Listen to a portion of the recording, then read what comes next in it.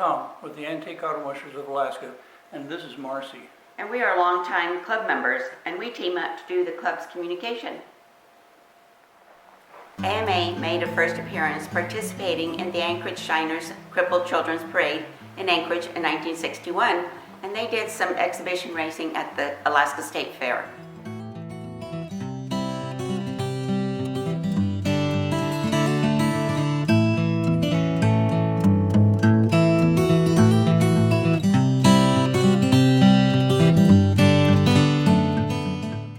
So these ladies and gentlemen of the group that was soon to call itself the Antique Auto Mushers of Alaska were doing things in 1961 that were just fun things with their old cars, but they didn't incorporate it into a chapter with the ACA until 1962.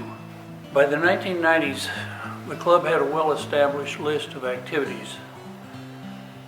But then in 1991, we got a new member, Bruce Campbell. And he immediately started to take things over and do things his way. And when I say do things his way, you have to listen to what Dick Henningsen has to say to understand what I mean. Bruce Campbell is a genuine article, a real, true, authentic Alaskan character. He's been everywhere, he's done everything, he's seen everything, and he has lots of opinions that he's willing to share with you. No political correctness, no games, just honest personal communication as he voices his sense of reality. And another way, another type of Bruce, another kind of thing that Bruce does, he's very funny. Years back when Barb and I were traveling with the club on several long-distance cruises, we'd meet up with him and Merle after the dinner. We'd have a drink or two or three, and it's fun to watch Merle and Bruce play off each other. It's a vaudeville show. It's really, really funny. We had smiles on our face every time we'd go to bed. When Bruce joined in 1991, he had two completely restored Ford Model Ts, and in 1992, he jumped right into the action by chairing 4 rendezvous shows at Alaska Sales and Service. The Rendezvous Show was something that had been on our list of activities for a long time. But Bruce added a new pizzazz with his organizational skills and a program, this time, that was handed out to each of the show's visitors. We showed 34 cars, and we had some of the traditional attractions like Joe's Garage and Loyal Hans antique water pump and buzzsaw.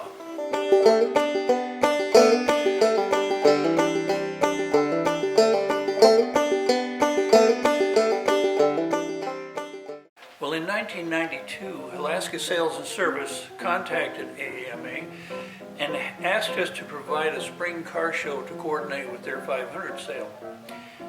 Bruce teamed up with Art Isham, and for a number of years, AAMA did this both in Anchorage and in Wasilla.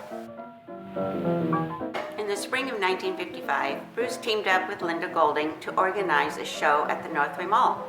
The concept for the show, which would run continuously for a couple of months, was to present our cars according to era in chronological order. And the King Career Center fashion class that met in the mall at the time would dress mannequins in period clothing to match the era of the cars. We also did a number of fall shows for the Northway Mall. Bruce teamed up with Tamia Isham in the fall of 1994, and Tam negotiated the agreements with the mall management, and Bruce did the layout and the arrangements of the cars. Bruce and Tam shared the time-consuming task of calling the members and getting them to bring their cars in for the show. One of our members, Dave Siren, tells a story about Bruce and Merle, and this is what he says. It seems early in Bruce's hobby of restoration projects, he was taking up a lot of garage space, creeping steadily towards Merle's parking spot. I guess Bruce made a comment about temporarily using her parking space as she was leaving with her car one day. After a brief pause and moment of silence, she made the following comment to Bruce. Bruce, dear, I just want you to know that when I get home with the car later today, I'm going to pull up in front of the garage door, I'm going to open it, and then I'm going to drive straight in and close the door behind me. I won't be bothered or slowed down by any loud noises or large bumps along the way. Not long thereafter, Bruce built a separate shop for his hobby. Man's shop is his castle, or at least his space to be creative without too many restrictions. Bruce has at least one exotic tool especially designed to help him get certain jobs done. It is his liquid vehicle tilter, a variation of the rotisserie. He said it simplifies work on the rocker panels, exhaust systems, and other undercarriage items, especially on his 1957 Fords. He apparently enjoys his work. Now, Bruce and his shop became legendary. He was always ready to help if somebody needed to have a hand doing something to an antique automobile. On two particular occasions, he helped folks who had come up from Texas driving Model Ts. In 1995, a couple from Texas was stuck in Glen Allen and they needed some unusual lug nuts for a wire wheel for their Model T after they replaced the axle. Bruce found what they needed at a local store and he sent it up to them by bus. Now it took some cajoling and arm twisting to get that done. Anyone who knows Bruce understands what I mean. In 2001, Ben and Nancy Hardiman arrived on their way to Prudhoe Bay with a group of Model Ts. Bruce entertained them and provided his garage to perform needed repairs on several of the cars. Bruce ended up having reunions up the road with them and helping their group in various ways, and ended up selling Ben one of his Model Ts. Well, I was the recipient of Bruce's goodwill a number of times, but I remember one time the rear end on Gertie, my 1925 Model T, went out and Bruce was right there to help, and he found the needed ring gear. It was kind of a rare thing he had to go and get, and then he did most of the work to rebuild that rear end. And then another time the engine needed to be rebuilt, and he showed me how to crate it and told me where to send it. At one time, Bruce reported having 6 Model Ts in various stages of restoration, from completed authentic restorations to piles of rusty, crinkled metal. Bruce said he knew he had 6 Model Ts because his wife Marl had 6 fur coats. Well, his dad was an original Model T mechanic back in the T days, and he had his own shop in Binghamton, New York. Bruce restored Red from a rust bucket in a junkyard in Wyoming in 1986. He says he enjoyed finding the many missing parts, and the project took 3 years to complete. One of the other cars was his 1948 Ford two-door. Another member, Brian Anderson, bought this one, and we'll hear from Brian now. Your passion for the hobby was highlighted by many restorations, and I felt particularly privileged to own your beautifully restored 1948 Ford Tudor sedan for 6 years. You may not be driving them now, but you have preserved those beautiful Fords for future generations to enjoy. In 1999, the Calliope came to be. Bruce wanted to create an entertaining and colorful addition to parades. The 1914 chassis and running gear were modified by early Alaskan blacksmiths in Fairbanks to fit the sleigh tracks in the winter. The rear deck, designed in the fashion of a horse-drawn circus wagon, contains a reproduction of a 1920s Tangley Calliope.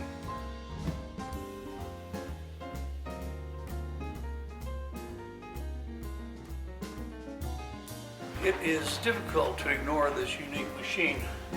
If the bright red hue doesn't get your attention, the music certainly will. When Bruce demonstrated the musical function at a 1999 AAMA Ronde show inside the Alaska Sales Service Bay, all conversations and other thought processes stopped. Though it proved not to be appropriate for an indoor show, it was good for outdoor things like parades and other events, and it continues to be so today. January 2021 marks Bruce's 30th year of membership in the Antique Auto Mushers. He has good reason to be proud of his accomplishments in automobile restoration. Bruce's parents demanded that their kids do well in school, so when he graduated from Union College in Schenectady, New York, he was second in his class in civil engineering. Shortly after graduation in 1952, he headed for Alaska, and here he stayed. He did 11 restorations.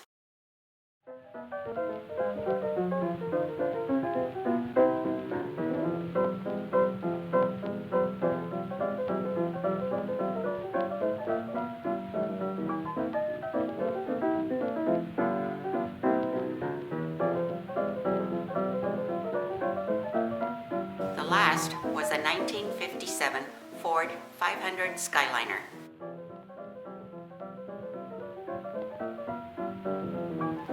As you might guess, all these nice restorations won lots of trophies. But on August 6th, 2000, Bruce's 1915 black Model T Roadster won the show trophy at the J. Offson Show and Shine. Now that's a great honor because there's over 300 cars that show at that event. As everyone knows, antique cars are a staple of parades, and Bruce's cars were always a hit. His two red Model Ts were always popular.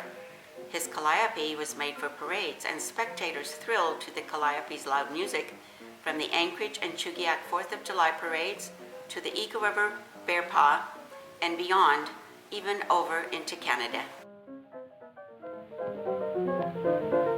In 1995, Bruce initiated the MTFCI Model T Ford Club International and started the chapter of Frigid Ford Ts.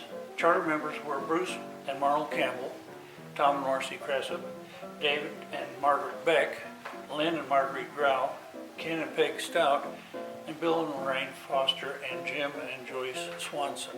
On July 13th to 16th, 2009, a group of 5 AMA Model Ts made a 4-day, 500-mile trip encompassing 4 Alaska highways: the Glen, the Richardson, the Denali, and back to Anchorage via the Parks Highway.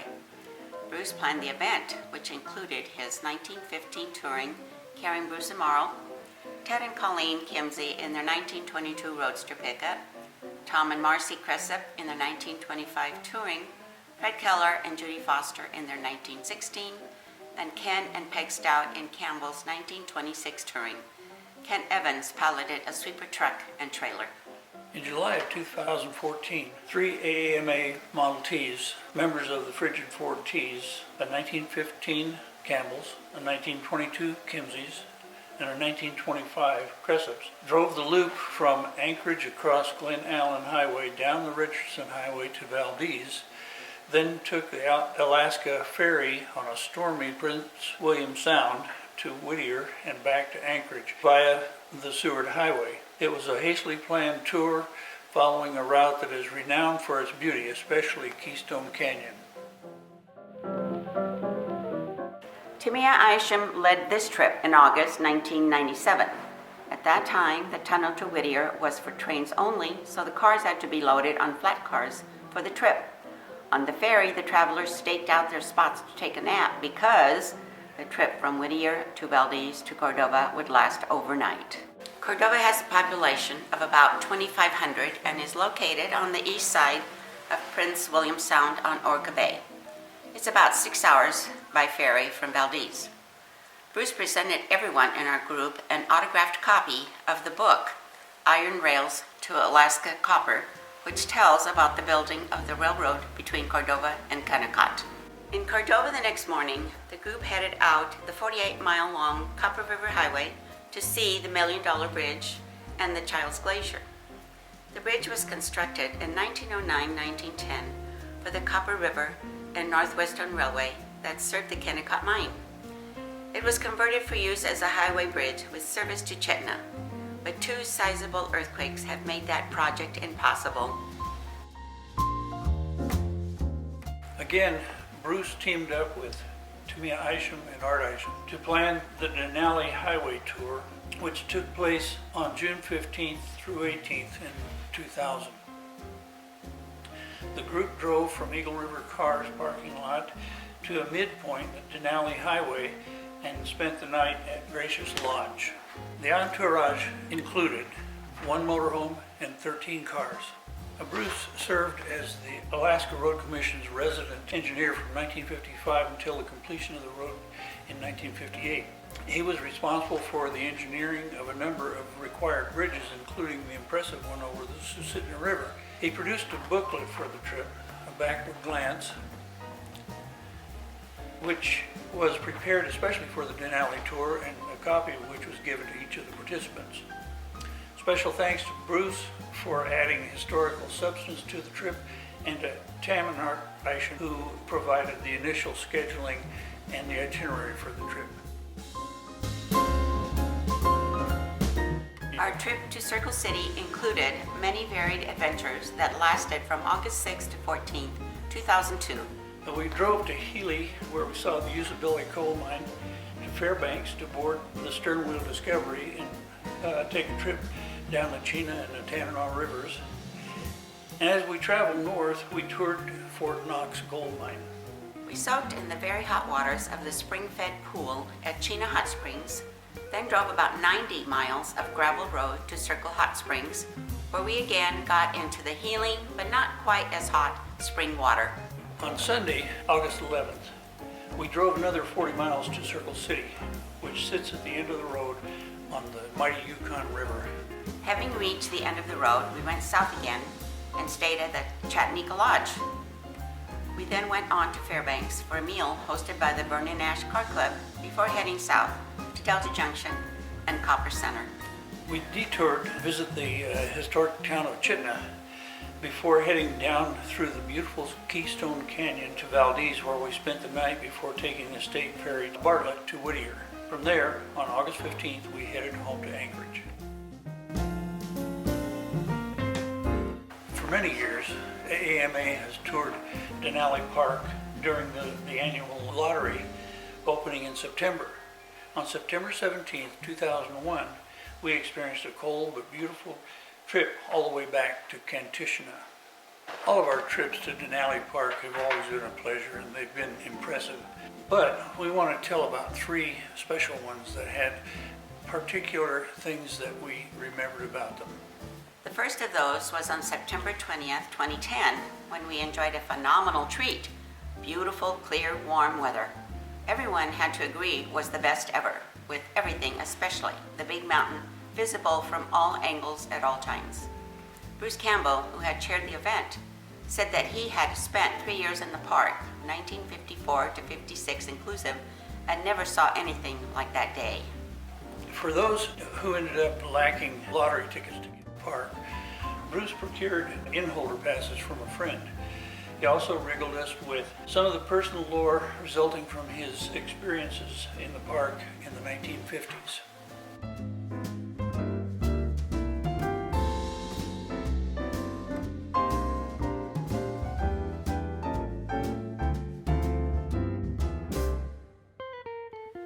The second memorable day was in September 2011. Bruce and Tamia Isham did the planning on this trip. A cloudy and cool day with one unique adventure. Just below Stony Dome Overlook, three very healthy Toklat brown bears browsing a short distance from the road presented a problem. Fred Keller and Judy Foster were in their wagon, and the park rangers made sure that they and others in open cars were safe until the bears sauntered on their way. Third, we remember the September 15th, 2012 tour of the park for other reasons. A large storm rolled in the day we were in the park, and the cool, blustery weather discouraged some of the folks from driving all the way back to the end of the night, 2.5 miles of the Kantishna Road. Some of us did, however, and we got there without a hitch. Next day, the storm reached full intensity, and Healy lost power, preventing our travelers from finding necessary food and fuel. In the end, however, everyone got home safely, even though we thought we would be blown off the road. Again, we were really impressed by the thorough and successful planning that was provided both by Tammy Isham and Bruce Campbell. Bruce was cat herder for the White Horse Skagway long distance tour starting on June 29th, 2005. The destinations were the Canada Day on July 1st in Whitehorse, High Tea on the Tarani in Atlin on the 3rd, and the 4th of July parade in Skagway. Bruce and Marl towed their 1915 Calliope, which was a lot of fun, to appear in all of the festivities. The group, as shown in this photo, was made up of Bruce, Max and Sarah Stoops, Given Morrow, Gary Stoops, Griff Morrow, Gwen and Mike Wiedmer, Joan, who is Jean Lear's sister, Peg and Ken Stout, Diane Ellen, Greg and Jean Lear, Betty Westcott, Marl Campbell, Lee Plummer, and Dennis Allen.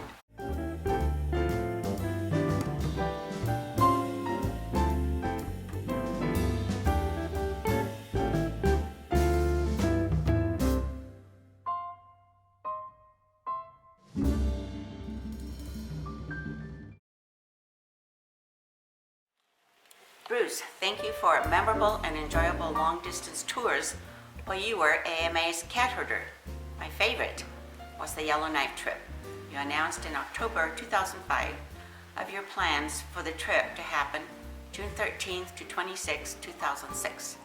You planned for months and your itinerary was meticulous and spot on. When you planned a rest stop at 1:45 p.m., we were there at 1:45 p.m. Highlights: a tour of Yellowknife, meeting with the mayor, a scenic flight over the area in a DC-3 for AMA only, a free steak dinner, and music at the Elks Club. This tour was a challenge. 10 old cars and 19 mostly older people on a 4,400-mile trip through some of the wildest, most remote territory in North America accessible by road. 300 miles of dirt, sometimes muddy road. Towns were 300 miles apart. One stretch of 260 miles had no fuel available, and rest stops were sketchy at best. After Yellowknife, we traveled by a different paved road to Hay River, which is on the south side of the Great Slave Lake. Along the way, we were impressed by the river ferries, which are considered part of the Canadian highway system and are toll-free. Our next stop was Grimshaw, where the town rolled out the red carpet and provided us with a show of locally restored vehicles and a dinner of beans and bannock. There must have been at least 200 of the townspeople there to welcome us, and we were able to celebrate Bruce and Marl's 48th wedding anniversary. After a night in Grimshaw, we headed to Fort St. John and on to Fort Nelson, where we spent the night.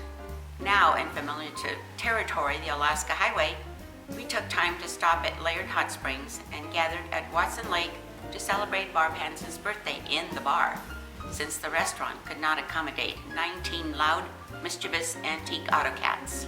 On the way to Whitehorse, we stopped at Rancheria Falls just when we thought we had made the long trip unscathed by car problems. Betty and Lee Plummer's 1956 Pontiac, which had already earned the moniker Old Blue because of the trail of blue smoke, decided Whitehorse was far enough and it quit. There it remained till Bruce and Howard drove back to retrieve it. The following is a letter from Betty and Lee Plummer. Well-planned and executed tour by Bruce and Marl Campbell. 10 cars, 19 mushers, 14 days, 10 different lodgings. Friendly people at every stop along the way. For us Flatlanders, the daily change of scenery, road conditions, and weather was exciting. We enjoyed the wildlife, herds of buffalo beside the road, a moose standing in the road as if directing traffic. It is difficult to describe to ACA members in the lower 48 what a tour and adventure in Alaska is all about. It has to be experienced. Tours in the lower 48 are different. They last 3 or 4 days, 50 plus cars, out each day in a cloverleaf pattern, about 100 miles. Return each evening to the same host hotel. We thank everyone for helping with our car problem. Special thanks to Kurt Ryan and Howard and Barbara Hansen for bringing us back. Bruce and Howard for getting the car back from Whitehorse. We have only good memories from this great trip. Lee and Betty. Bruce, now known as the Lion Tamer, planned the long distance tour, which was set for June 29th to July 7th in 2007. We would participate in the Canada Days Parade in Whitehorse on July 1st, in the July 4th parades in Juneau in the morning and Douglas in the afternoon. Bruce also thought to plan a boat tour of Tracy Arm, which was a beautiful scenic experience for us all. Again, Bruce didn't ignore any detail, and the result was a first-class adventure.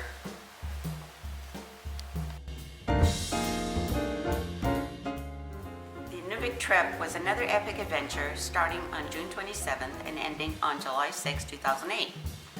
We drove a total of 2,550 miles, including the 1,000-mile Dempster gravel highway from Dawson to Nuvik and back. On our way, we saw lots of exotic far north scenery, crossed the Arctic Circle at 66 degrees north latitude, and onto Nuvik at 68 degrees north. Bruce strongly suggested that we take along at least 2 spares and extra gas. Nuvik's Catholic Church, the Igloo Church, presented an interesting solution to building on permafrost. We had to stay an extra 2 nights in Nuvik due to the washouts in the ferry crossings at both Mackenzie and Peel Rivers. We got back to Anchorage after 12 days and 2,550 miles of driving. Everyone agreed that Bruce had again planned another excellent old car adventure. On July 13, 2010, we caught the Alaska State Ferry in Homer on our way to Kodiak. Our adventure started in the Homer Ferry Terminal when we received a spontaneous concert by the St. Innocent Academy Choir while waiting for the Tustamina. We spent the night on the ferry and arrived in Kodiak the next morning.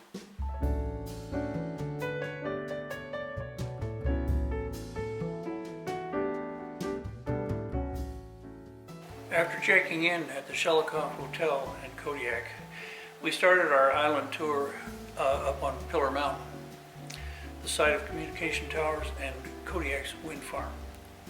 From atop the little mountain, we could see the Coast Guard base and Kodiak with Near Island.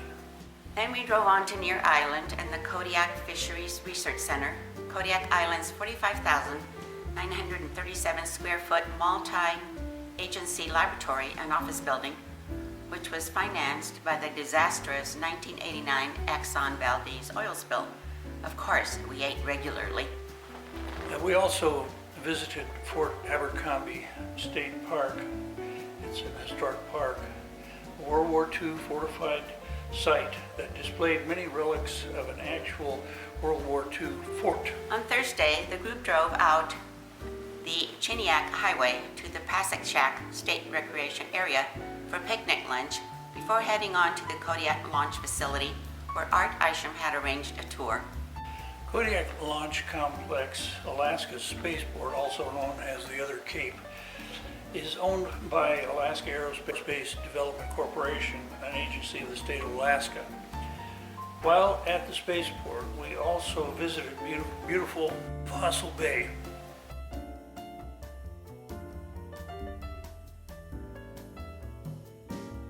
Thursday and Friday, the group visited other picturesque locations on the island, such as Cape Chiniak and Anton Larson Bay, and along the way, the guys tried their rock skipping talents.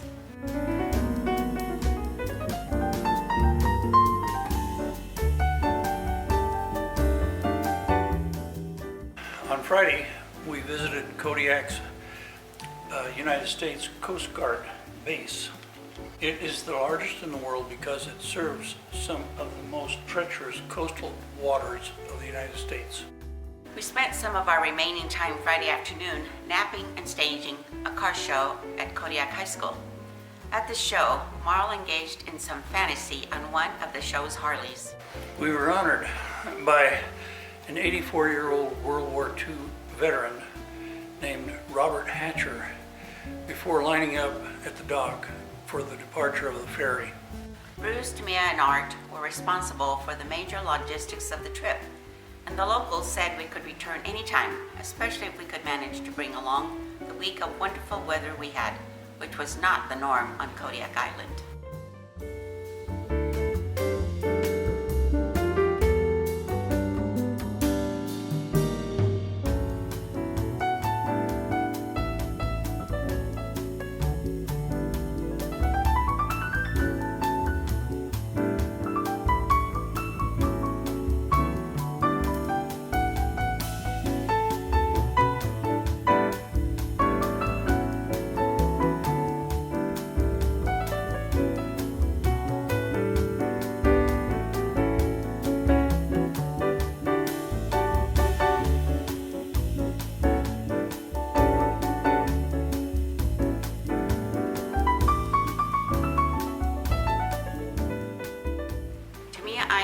ran the August 8th through 13th, 2012 Dalton tour, and Bruce again supplied an outstanding booklet, Building the Hull Road to the North Slope, written from his poignant first-hand point of view. He had helped engineer the road, and he was on hand during its construction. The trip earned our club the nickname CC Riders because of the calcium chloride our cars picked up from the road. The drive up the Hull Road brought many raves about Alaska's beauty, but after we finished complimenting the beauty, almost everyone mentioned the calcium chloride. Bruce was careful to warn us to be sure to wash the insidious substance from the bottom of our cars as soon as we could. Joanna Cooper, National ACA Director, joined us, and we all waded in the Arctic Ocean. We had been warned that the truckers and the terrible road would destroy our cars, but we found that untrue. The truckers were excited to see us, treated us with outstanding respect, and the road was well maintained and caused few problems. Tamia Isham did a superb job of planning this trip by setting it in August and successfully escaping the mosquitoes. We really enjoyed and appreciated Bruce Campbell's booklet that made the trip such an educational and interesting experience. Saturday, June 27th, 8 cars left the Palmer to Sorrow Station headed for Glenallen, Toke, Dawson, and Whitehorse. They were Bruce and Marl Campbell, 1957 Ford, Jim and Victoria Fredenhagen, 1929 Model A, Dale and Ingrid Dryden, 1931 Model A Taxi, Ted and Colleen Kimsey, 1931 Model A, Jim and Shirley Fina, 1930 Model A, Howard and Gail Hanson, 1967 Plymouth Barracuda, Brian Anderson and Will and Shirley Lord in a rescue wagon, as well as Kathleen and Carl Gotso in another rescue wagon. A ninth car, a 1951 Plymouth, driven by Bill and Joyce Chase from North Pole, would join the group later in Toke, where they spent the night. The next day, we made the run up the Taylor Top of the World Highway, and the group had the pleasure of eating lunch and chicken. Then we drove to the Yukon River and made the crossing to Dawson. The next day in Dawson was beautiful, and we all set out for the sights. We ended up at the restored dredge there. The Model Aers found the only Model A in town, contacted its owner, got it running, and in a few hours made another friend. On the road again, we saw a car cross and arrived in Whitehorse for the July 1st Canada Day parade. We put on our Canadian flags, and Bruce and Marl had the honor of carrying the provincial governor in their convertible.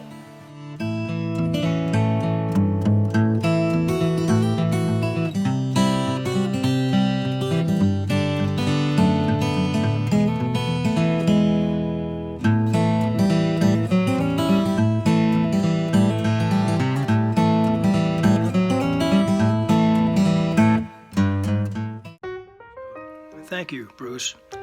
For years and years, you have been a very valuable member of our club. You and your calliope have been the public view of the club. So thanks for the leadership, the fun, all of the memories. Thank you, Bruce. Thank you. Hi, Bruce and Marl. Hey, Bruce, thanks for being such a great leader for the Antique Auto Mushers of Alaska Club, especially for those long-distance tours that you organized that are among the best old car activities that my family and I have participated in. We have lots of good memories cruising down the road with you and your co-pilot Marl.